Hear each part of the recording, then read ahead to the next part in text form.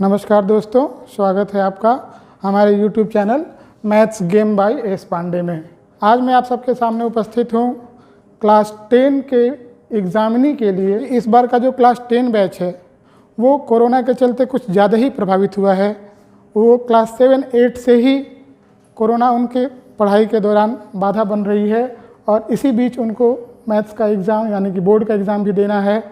तो उसके लिए हमने आज अपने चैनल के माध्यम से उनको मदद करने के लिए एक प्रयास किया है कि वो बच्चे हमारे चैनल के मदद से अपनी पढ़ाई को कंप्लीट कर सकें और वो मैथ्स में अच्छा मार्क्स ला सके। तो अगर आप भी इस बार 10th का एग्ज़ाम देने वाले हैं और आपको भी कोरोना के चलते पढ़ाई में बाधा उत्पन्न हुई है तो आपको परेशान होने की ज़रूरत नहीं है। आज का वीडियो ये आपके लिए बहुत ही खास है। इस वीडियो में मैं एक ही वीडियो में आपको पूरे मैथ्स के पढ़ाई के लिए स्ट्रेटजी बताने वाला हूं कि अगर अभी तक आपने मैथ्स में कुछ विशेष नहीं भी पढ़ा है तो आप अभी भी समय है कि आप अच्छे से मैथ्स की तैयारी कर सकते हैं और मैथ्स में 90+ स्कोर भी कर सकते हैं। जी हाँ, मैं 90+ स्कोर की बात कर रहा हूं। ये 90+ स्कोर कैसे कर सकते हैं उसको मैं प्रूफ करके भी दिखाऊंगा आपको इसी वीडियो के लास्ट में कि आप कैसे 90+ अभी भी आप मैथ्स में ला सकते हैं। वीडियो में आगे बढ़ने से पहले मैं आपको अपने बारे में बता दूं। मैं शिवजी पांडे, टीजीटी मैथ्स, जवाहर नवोदय विद्यालय बिहियां, भोजपुर में कार्यरत हूं और यहां मैं बच्चों को 6 से 10 तक मैथ्स पढ़ाता हूं। तो मेरा एक जो यूट्यूब चैनल है maths game by S Pandey, इस चैनल के माध्यम से अभी तक मैं बच्चों की जो एक्टिविटी कराता हूँ अपने विद्यालय में और जो मैथ्स गेम फ़न के माध्यम से खिलाया करता था, उन्हीं वीडियोस को मैं अपने चैनल पर अपलोड करता था ताकि बाकी बच्चे भी, बाकी टीचर भी उसका लाभ ले सके। लेकिन 10th का एग्ज़ाम अगले महीने होने वाला है तो इसको ध्यान में रखते हुए मैंने 10th के एग्ज़ामिनी के लिए भी कुछ करने की सोचा और आज मैं आपके सामने उपस्थित हूँ कि उनके लिए एक स्ट्रेटजी तैयार करूँ कि कैसे वो कम समय में अपने मैथ्स की तैयारी कर सकते हैं और मैथ्स में वो अच्छा मार्क्स ला सकते हैं। 10th के एग्ज़ामिनी के लिए मैं स्टडी मटेरियल तैयार करने वाला हूं चैप्टर वाइज, जिसको आगे आने वाले वीडियो में मैं अपलोड करूंगा। तो उसको देखने के लिए सबसे पहले आपको इस चैनल को सब्सक्राइब कर लेना होगा ताकि आगे आने वाले वीडियो का लिंक आप तक सबसे पहले पहुंच जाए। और आज के वीडियो में मैं स्ट्रेटजी बताने वाला हूँ आपको कि जिसको अपना करके आप अभी भी मैथ्स में आप 90+ स्कोर कैसे कर सकते हैं। जैसा कि आपने मेरे हेडिंग में ही देखा, how to get 90+ marks in 10th maths. केवल 3 स्टेप में तैयारी करें, ये मेरा टाइटल था। तो आपको यहाँ पे स्टेप 1, स्टेप 2 और स्टेप 3 पे मैं बताऊंगा कि आपको किस स्टेप में आपको क्या करना है। स्टेप 1 में क्या करना है, स्टेप 2 में क्या करना है, स्टेप 3 में क्या करना है। स्टेप 1 में आपको कुछ ज़्यादा वर्क करना है क्योंकि आपकी सारी स्ट्रेटजी यहीं से होगी और जब एक बार आपका कंटेंट तैयार हो जाएगा तो स्टेप 2 और स्टेप 3 में आपको केवल उसे रिवाइज करना है। तो चलिए शुरू करते हैं। स्टेप 1। स्टेप 1 का पहला टॉपिक है आपका सिलेबस रिव्यू। सिलेबस रिव्यू क्या मतलब है कि सबसे पहले तो आपको अपने CBSE वेबसाइट पे जाके और उस सिलेबस को देखना है कि जिस सिलेबस का आपको एग्ज़ाम देना है। ये आप जो देख रहे हैं अभी स्क्रीन पे, ये आपका कोर्स स्ट्रक्चर क्लास 10, जिसमें किस यूनिट से कितने मार्क्स के क्वेश्चन आने वाले हैं ये आपको CBSE की वेबसाइट पे भी मिल जाएगा। यहाँ थोड़ा सा आपको डिस्क्राइब कर दे रहा हूँ, अदरवाइज आपका वीडियो बहुत लंबा हो जाएगा। तो इसमें आपको जो टॉपिक है number system, algebra, coordinate geometry, इसके डिटेल ये सिलेबस नीचे दिया हुआ है। रियल नंबर में आपको fundamental theorem of arithmetic, statement, algebra के अंतर्गत polynomial, pair of linear equation, quadratic equation and arithmetic progression, ये 4 टॉपिक अलजेब्रा के अंतर्गत आते हैं। तो ऊपर में जो आप समरी देख रहे थे, इस समरी में नंबर सिस्टम में 6 मार्क्स का है, अलजेब्रा में 20 मार्क्स का है, कोऑर्डिनेट ज्योमेट्री में 6 मार्क्स का है। लेकिन अलजेब्रा के अंतर्गत आप यहाँ देखेंगे कि 4 चैप्टर्स हैं। तो आपको ये ध्यान रखना होगा कि 4 चैप्टर्स मिला के आपको 20 मार्क्स के पूछे जाने वाले हैं। तो ये सिलेबस आप CBSE की वेबसाइट से नोट कर सकते हैं या आपको मैं डिस्क्रिप्शन में लिंक दे दूंगा कि आप यहाँ से भी इसको डाउनलोड करके देख सकते हैं। तो दूसरा टॉपिक जो आपका है मार्क्स डिस्ट्रीब्यूशन रिव्यू।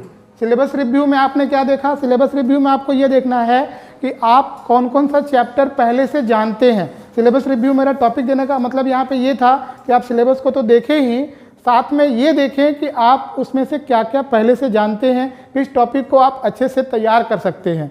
क्योंकि कुछ टॉपिक ऐसे होते हैं जिसको आप पहले से पढ़े होते हैं और कुछ टॉपिक आपके लिए नए हैं। जैसे 10th के सिलेबस में आपके लिए अर्थमेटिक प्रोग्रेशन हो गया, हाइट एंड डिस्टेंस हो गया, ये कुछ ऐसे चैप्टर हैं कि जिसको आप पहले से नहीं देखे हुए हैं, नहीं पढ़े हुए हैं। लेकिन कुछ चैप्टर ऐसे हैं, जैसे आपको पेयर ऑफ लीनियर इक्वेशन है, वो आप क्लास 7, 8 से ही पढ़ते आ रहे हैं। रियल नंबर है तो उसको आप पहले से ही नंबर सिस्टम के बारे में पढ़ते आ रहे हैं। तो उस टॉपिक के बारे में आपको समझना है कि जो आप पहले से जानते हैं। सिलेबस रिव्यू का मतलब ये है कि सिलेबस के आधार पे आप डिसाइड करें कि कौन सा टॉपिक आपके लिए नया है और कौन सा टॉपिक आप पहले से जानते हैं।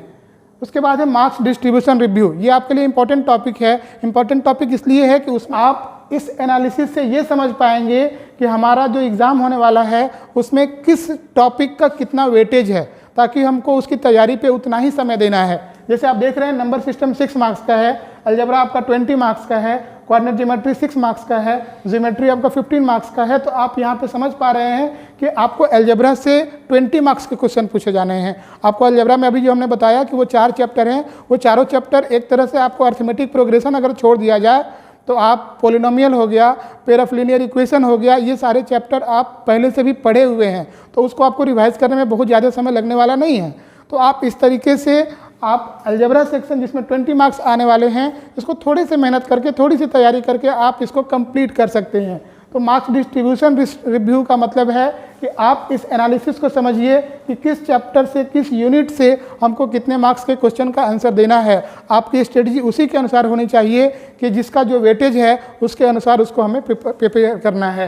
नेक्स्ट टॉपिक हमारा है डिलीटेड टॉपिक। ये हमारे लिए इंपॉर्टेंट एक टॉपिक है स्ट्रेटजी का कि डिलीटेड टॉपिक्स के बारे में हमको जानना है। अगर आप एनसीईआरटी की बुक पढ़ के खोल के पढ़ना शुरू कर दिए, तैयारी करना शुरू कर दिए, तो आप उसमें बहुत चीज़ अनवांटेड भी पढ़ लेंगे, आपका टाइम वेस्ट होगा कि जिसके चलते आप अपना एनर्जी और टाइम दोनों बर्बाद करेंगे और उसका एग्जामिनेशन में कोई ज़रूरत नहीं है।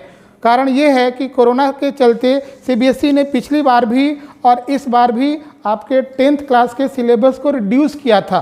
बच्चों के बर्डन को कम करने के लिए उसने अपने सिलेबस को रिड्यूस किया था कि ताकि बच्चे आसानी से एग्ज़ाम दे सकें। तो कुछ टॉपिक को सीबीएसई ने डिलीट किया है। आपको इस सेक्शन में डिलीटेड टॉपिक के बारे में जान लेना है कि कौन कौन सा टॉपिक हमें नहीं पढ़ना है।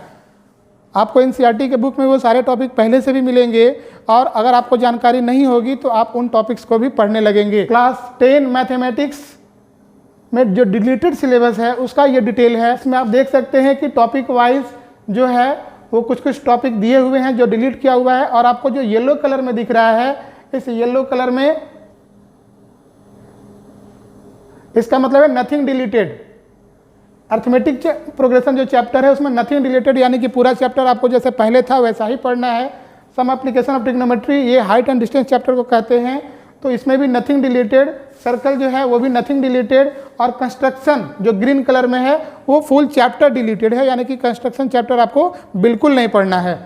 तो आप यहाँ से एक और प्रोबेबिलिटी नथिंग डिलीटेड, यानी कि आप इस तरह से देख सकते हैं कि येलो कलर में प्रोबेबिलिटी हो गया, सर्कल हो गया, हाइट एंड डिस्टेंस हो गया, अर्थमेटिक प्रोग्रेशन हो गया। इस चैप्टर में कुछ भी डिलीशन नहीं है। इसके अलावा जितने सारे चैप्टर हैं, जैसा आप यहाँ देख सकते हैं, रियल नंबर में इक्वलिट डिवीजन लेमा आपको नहीं पढ़ना है। पोलिनोमियल में जो आपका लेंथी क्वेश्चन होता था डिवीजन एल्गोरिथम ऑफ पोलिनोमियल से रिलेटेड, वो नहीं पढ़ना है। पेयर ऑफ लीनियर इक्वेशन में क्रॉस मल्टीप्लिकेशन मेथड और problems equation reducible to linear equation, ये भी आपको नहीं पढ़ना है।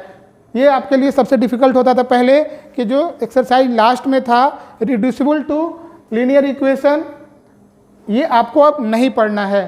क्वाड्रेटिक इक्वेशन में method of completing square to solve quadratic equation, ये भी आपके लिए डिफिकल्ट हुआ करता था, जो कि आपके सिलेबस से अब इस बार के लिए हटा दिया गया है, तो इसको आपको पढ़ने की ज़रूरत नहीं है। ट्रायंगल में area of similar triangle theorem, Pythagoras theorem and converse, ये 3 थ्योरम जो आपके थे वो अब नहीं पढ़ने हैं इस बार के लिए। तो आपको ट्रायंगल चैप्टर में केवल और केवल थेल्स थ्योरम और कन्वर्स ऑफ थेल्स थ्योरम रह गया है और उसके एप्लीकेशन रह गए हैं। कोऑर्डिनेट ज्योमेट्री में एरिया ऑफ ट्रायंगल आपको नहीं पढ़ना है, तो कोऑर्डिनेट ज्योमेट्री में आपको केवल 2 ही टॉपिक बचे, डिस्टेंस फार्मूला और section formula. Introduction to trigonometry में कॉम्प्लीमेंट्री एंगल से रिलेटेड जो था वो आपको नहीं पढ़ना है। एरिया रिलेटेड टू सर्कल में जो कॉम्बिनेशन ऑफ शेप होता था वो आपको नहीं पढ़ना है। Plane figure involving triangle, simple quadrilateral and circle, combination of plane figure से जो आपको एरिया रिलेटेड निकालना रहता था वो इस बार आपको नहीं पढ़ना है।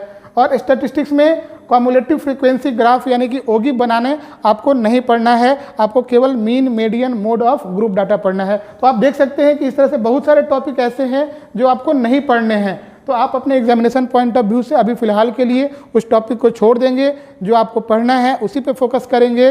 तो ये आपका डिलीटेड टॉपिक का सेक्शन था। नेक्स्ट अगला टॉपिक है कीवर्ड्स ऑफ ईच चैप्टर, यानी कि जो टॉपिक आपको पढ़ना है उस टॉपिक से जो चैप्टर है उस चैप्टर में आपको जो जो मेन पॉइंट है, जो कीवर्ड हैं, जैसे आप पेयर ऑफ लीनियर इक्वेशन अगर पढ़ना शुरू कर रहे हैं तो उसमें a1/a2, b1/b2, c1/c2 का condition, parallel line, coincident line, उसका ग्राफिकल रिप्रेजेंटेशन, ये एक उसका कीवर्ड हो गया।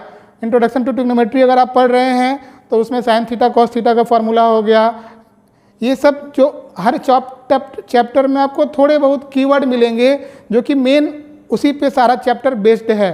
तो हर चैप्टर का आपको कीवर्ड सर्च कर लेना है, उसको एक जगह नोट कर लेना है और उसके आधार पे आपको तैयारी करनी है। और इसके आधार पे आपका अगला टॉपिक है फॉर्मूला कॉपी। ये आपके लिए बहुत इंपॉर्टेंट है। हमने अपने स्कूल में तो क्लास 6 से ही बच्चों को फार्मूला कॉपी बनवा रखा है कि आप एक बार मैथ्स ऐसा सब्जेक्ट है कि जो आप पढ़ते हैं वो कंटिन्यूटी में आपको काम आता है। क्लास 6 में जो आपने पढ़ा उसका क्लास 7 में ज़रूरत है, क्लास 7 में जो आपने पढ़ा उसका क्लास 8 में ज़रूरत है। तो इस तरीके से आप एक बार जो पढ़ते हैं वो भविष्य के लिए आपको प्रिजर्व करते जाना है। और आपके लिए फार्मूला कॉपी जो है वो बेहद अहम रोल निभाता है मैथ्स के प्रिपरेशन में।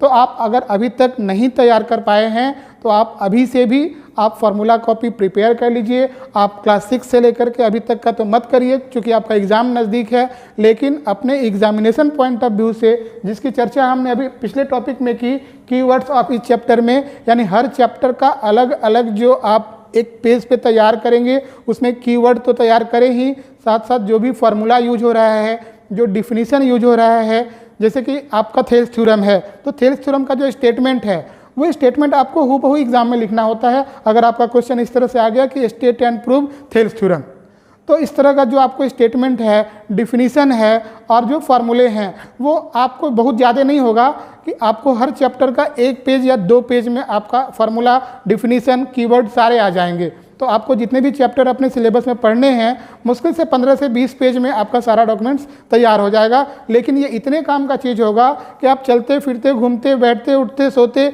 आप 10 से 15 मिनट में सारे सिलेबस को रिवाइज कर सकते हैं। अगर आपके पास फार्मूला कॉपी है तो आप पूरे सिलेबस को 10 से 15 मिनट में आप एक बार देख सकते हैं। तो आप सोच के देखिए कि जिस दिन आपका एग्ज़ाम है, अगले दिन आपका एग्ज़ाम है, एग्जामिनेशन हॉल में घुसने वाले हैं और उसके 15 मिनट पहले आप उसको रिवाइज कर लेते हैं तो एक तरह से सारा सिलेबस आपकी आंखों के सामने से गुजर जाता है। तो आप निश्चित रूप से फार्मूला कॉपी तैयार कर लीजिए जिसमें आपके सिलेबस से रिलेटेड वो सारे कंटेंट रहें। और next, important questions of each chapter, ये बेहद अहम और इस आपके स्ट्रेटजी के स्टेप 1 का लास्ट टॉपिक है, important question of each chapter. इसका क्या मतलब है? इसका ये मतलब है कि आपको हर चैप्टर में कुछ ही इंपॉर्टेंट क्वेश्चन होते हैं जो एग्जामिनेशन में पूछे जाते हैं बार बार। उन क्वेश्चन की समरी आप एक अलग कॉपी में तैयार कर लीजिए और उसको टाइम टू टाइम रिवाइज करते रहिए कि ताकि आप उन क्वेश्चंस को जो एग्ज़ाम में पूछे जाते हैं अगर आप रेडी रखते हैं और वही क्वेश्चन अगर एग्ज़ाम में आ गया तो वो आपके लिए आसान हो जाता है, उसमें आपका टाइम नहीं लगता है और वो आपका टाइम सेव करता है एग्ज़ाम के लिए। वैसे क्वेश्चन के लिए टाइम देता है जो आपके लिए अननोन है। अगर वैसा कोई क्वेश्चन एग्ज़ाम में आ गया, मैं आपको बता दूं एग्ज़ाम में आपको इस तरह के क्वेश्चन के लिए हमेशा रेडी रहना होगा कि जो आपने कभी नहीं देखा है। ऐसे क्वेश्चन आपको आएंगे ही आएंगे, तो वैसे क्वेश्चन के लिए आपको अलग से समय चाहिए। वो समय कहाँ से मिलेगा? तो अगर इस तरह के क्वेश्चन का कलेक्शन आपके पास है और उसको आपने प्रैक्टिस किया है पहले से, तो आप उस क्वेश्चन को जल्दी से कर लेंगे और आपको बाकी के उस क्वेश्चन के लिए समय बचेगा जो कि आप कभी नहीं देखे हैं, कभी नहीं कर पाए हैं।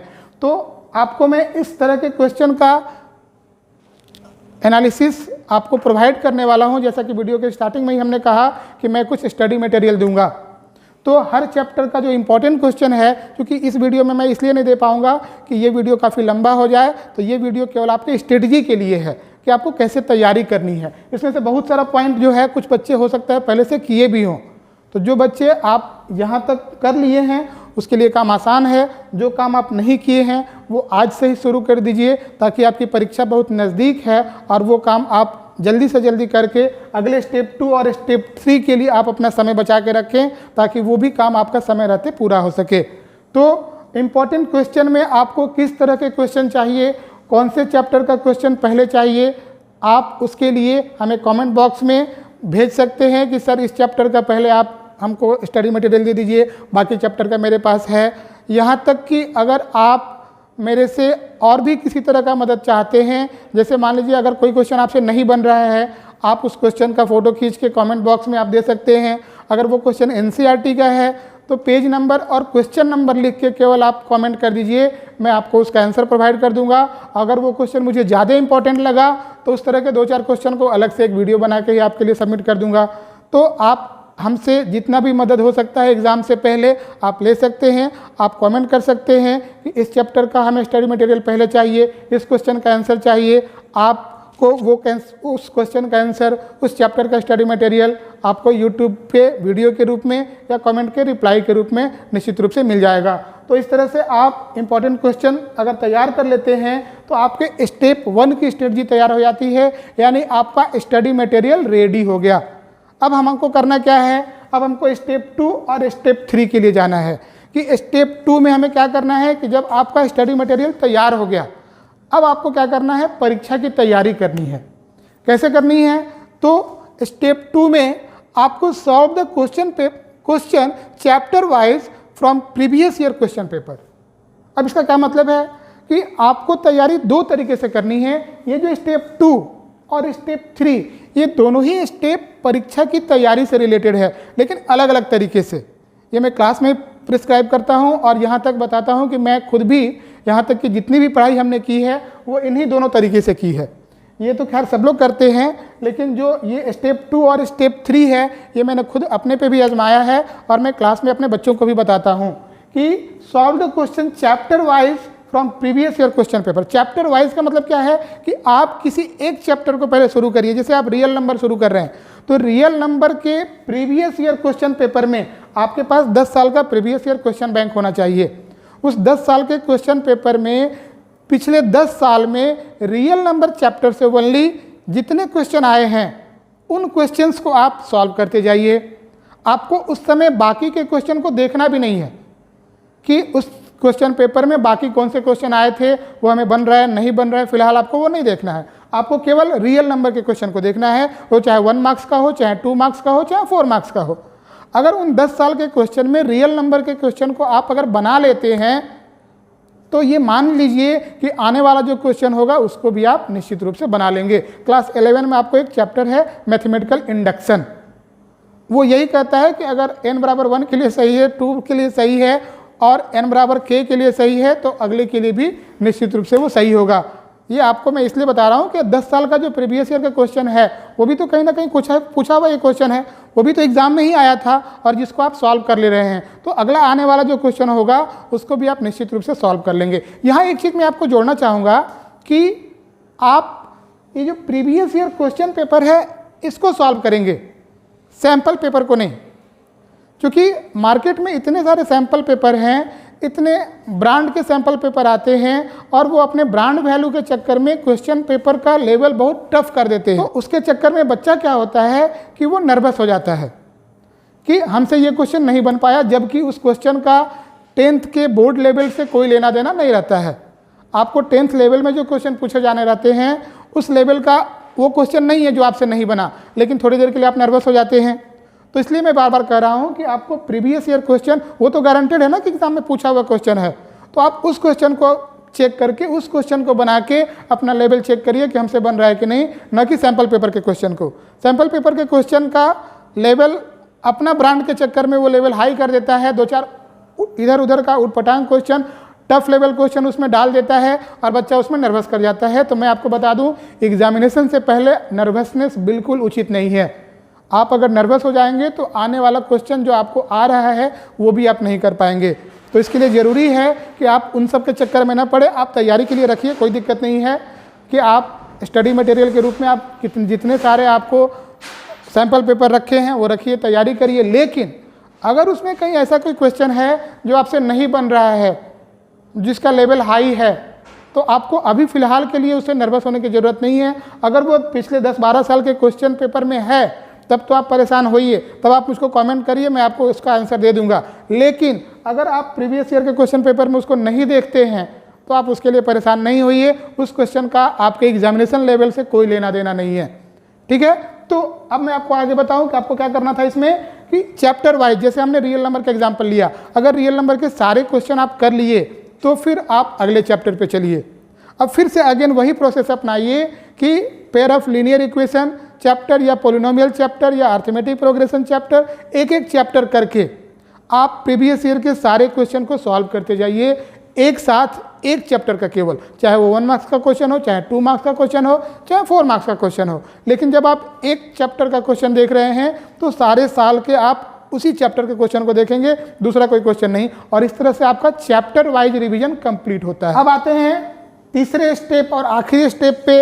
अब आप सब कुछ कर चुके हैं, आप अपना सब्जेक्ट वाइज सिलेबस देख चुके हैं, कीवर्ड देख चुके हैं, फार्मूला कॉपी तैयार कर चुके हैं, चैप्टर वाइज रिवीजन भी कर चुके हैं। अब आपको परीक्षा के लिए तैयारी करनी है कि हमको परीक्षा हॉल में कैसे परफॉर्म करना है। तो आपका जो स्टेप 3 है वो उससे रिलेटेड है कि आपको स्टेप 3 में क्या करना है, कि आपको परीक्षा हॉल में कैसे परफॉर्म करना है, उसकी प्लानिंग, उसका एक तरह से आपको रिहर्सल अपने घर में करना है कि आप solve at least 3 unseen sample papers with in prescribe time period.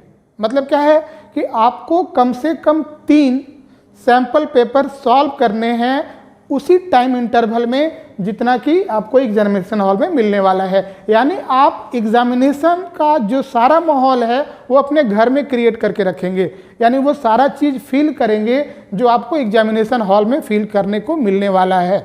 यानी वो टाइम का प्रेशर, टाइम कम पड़ता है तो कैसे हम हड़बड़ा जाते हैं, कैसे हमारा क्वेश्चन गलत होने लगता है, कैसे आने वाले फार्मूला भी हम भूल जाते हैं, वो सारा चीज़ आपको घर में उसको फील करना है।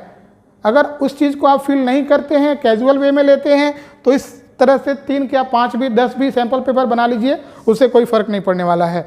तो हमारा जो कहने का मतलब था उसको समझिए कि आपको सैंपल पेपर जो सॉल्व करना है एग्जामिनेशन का माहौल क्रिएट करते हुए अपने घर में, कि आप कैसे एग्जामिनेशन हॉल में जो सॉल्व करेंगे, 3 घंटे का समय रहेगा, उसी 3 घंटे में आपको उस टाइम पीरियड में ही आपको कंप्लीट करना है, तो टाइम कम पड़ सकता है।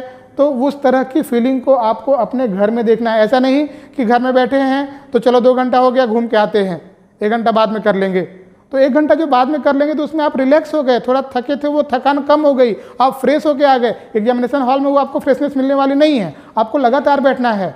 तो वो 3 घंटे लगातार बैठना क्या होता है, 3 घंटे लगातार कलम लिख चलाना क्या होता है, ये सारा आपको पहले से फील करना है, न कि जाके डायरेक्ट आप एग्जामिनेशन हॉल में फील करेंगे। तो उसके लिए आपको लगातार 3 घंटा बैठना है। और 3 घंटे का मतलब 3 घंटा, ऐसा नहीं कि घर में बैठे हैं कोई कॉपी छीनने वाला नहीं है, घंटी लगने वाली नहीं है, तो 3 घंटा के बजाय 3.25 घंटा भी क्या हो गया तो हो गया, चलो ये क्वेश्चन आ रहा है तो हम बना ही ले। नहीं, 3 घंटे के अंदर आपको जितना बना उतना ही स्टॉप करके और अपना इवैल्यूएशन कर लेना है। अगर आप कहीं ट्यूशन पढ़ते हैं, कहीं अगर दूसरे जगह पढ़ते हैं, तो सर को ले जाकर दिखा देना है कि सर हमने ये सैम्पल पेपर बनाया था, इसको थोड़ा चेक करके बता दीजिए मेरा किस चैप्टर में कितना मार्क्स कट रहा है ना। और अगर कहीं नहीं पढ़ रहे हैं, सेल्फ स्टडी ही कर रहे हैं, तो कोई दिक्कत नहीं है, उसका सॉल्यूशन सैम्पल पेपर का अगर है तो खुद से ही आप उसको सॉल्व करके ईमानदारी से देखिए कि हमारा इसमें कितना मार्क्स आना चाहिए और हमारा कौन कौन सा चैप्टर अभी भी कमज़ोर है जिसको हमें फिर से रिवाइज करने की ज़रूरत है। इसीलिए हमने कहा है कि आपको एटलीस्ट 3, एक दूसरा वर्ड यहाँ पे हमने लिखा है अनसीन सैम्पल पेपर।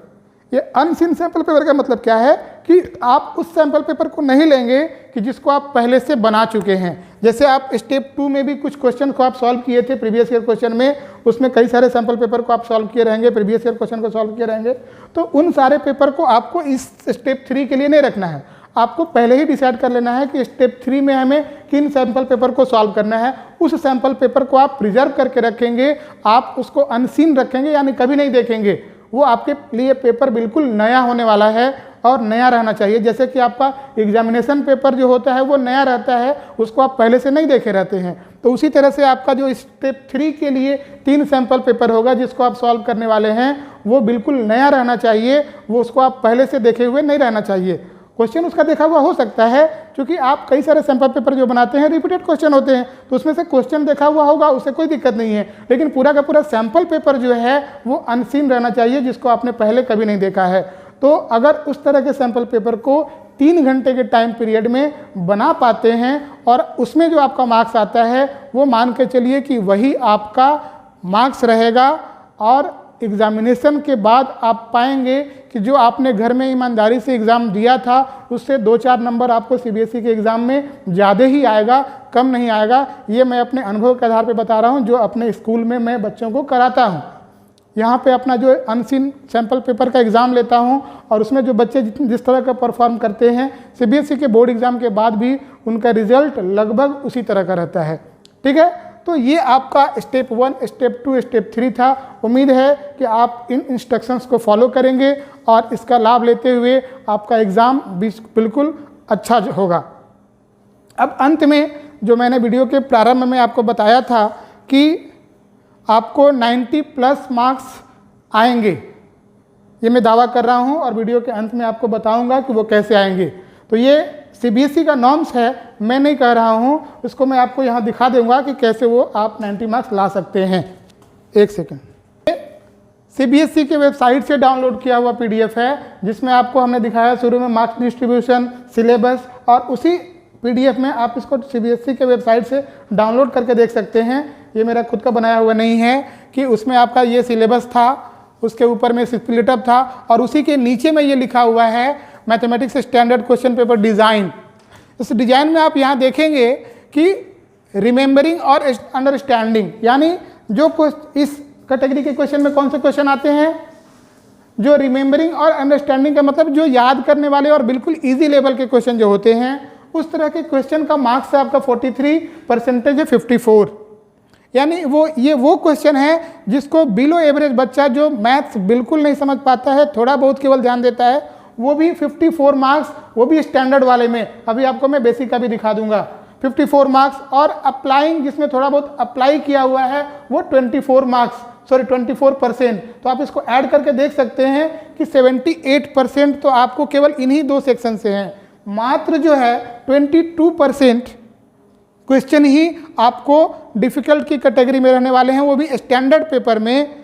तो जो आपको अपना फेवरेट चैप्टर है, जिसको आप पहले से जानते हैं, अगर उसको अच्छे से तैयार कर लेते हैं और उसमें से आप 5-10% भी कर लेते हैं, तो आप खुद से जोड़ सकते हैं कि इन दोनों का जोड़ 88 था। इसमें से अगर आप 10% भी कर लिए तो 90% आपसे दूर नहीं है। और रही बात बेसिक की, जिनको मैथ्स में थोड़ा संकोच रहता है और जिन्होंने बेसिक पेपर ऑप्ट किया है, उनका तो और आसान है। आप देख सकते हैं कि रिमेंबरिंग और अंडरस्टैंडिंग से ही 75% है। आपके सामने है रिमेंबरिंग और अंडरस्टैंडिंग, जो कि केवल रटने और समझने पे आधारित है, वो 75% है।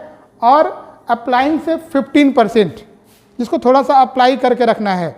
इन दोनों से ही अगर आप कर लेते हैं 25 + 15 यानी कि 90, तो हमारा जो टॉपिक था 90+, वो हमने यहाँ पे प्रूफ करके दिखाया कि अगर आप केवल रिमेंबरिंग, अंडरस्टैंडिंग और अप्लाइंग सेक्शन को भी करते हैं, हम नहीं मान के चलते हैं कि आप इस हार्ड वाले सेक्शन को करने वाले हैं, तो भी आपका 90% तो आने वाला है ही। आपने देखा कि आप इस छोटे छोटे तैयारी की बदौलत ही 90+ जरूर स्कोर कर सकते हैं। इसी आशा और विश्वास के साथ कि आप लोग मेरे बताए हुए इन इंस्ट्रक्शंस को फॉलो करेंगे और इसका अधिक से अधिक लाभ लेंगे, तो मैं इस वीडियो में आपसे विदा लेना चाहूँगा। लेकिन उसके पहले एक बार फिर से आपको मैं बता दूं कि आप मुझसे जुड़ने के लिए मेरे channel maths game by S Pandey को सब्सक्राइब कर लीजिए और इस वीडियो में आप कमेंट के माध्यम से अपनी जो भी समस्या है वो बेझिझक हमारे पास भेजिए। मैं आपकी हर समस्या का निदान करने के लिए यहाँ पे हर समय उपलब्ध हूँ।